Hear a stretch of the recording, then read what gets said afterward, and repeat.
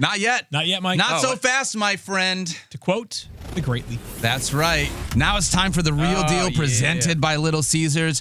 We're going to go around the table every single week. I've got it this week. Yeah. Okay, we're going to pick one player rostered under 60%, and here's the deal. If they reach 15 or more fantasy points, you can come back on Monday for a 15% off promo code from Little Caesars. So wait, who can? Me? Mike? All of us. Everybody. There better be a Little Caesars cheese pizza center right there. Yes, the viewers, the listeners, everybody that consumes the show. If the player that we have chosen, and I'm picking it this week, we're going to go around the table in future weeks, where we're picking a guy under 60% rostered. This week, I am going to choose for our listeners. There's pizza on the line. Jaxson Dart, who was projected over 16.1 fantasy points in Week 5, taking on the Saints.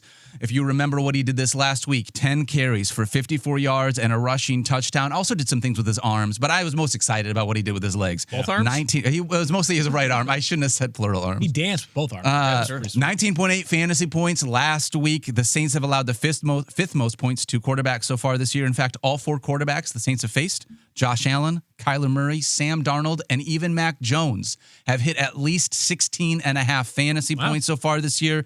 So Jaxson Dart is our player for the real deal presented by Little Caesars. Confident. My pizza confidence. We have a shot at pizza on Monday. Yeah. I expect pizza.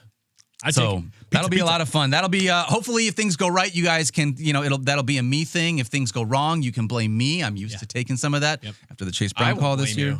I mean, pizza is on the line. I cannot be more clear about this. Yes, this is important right now. Yeah.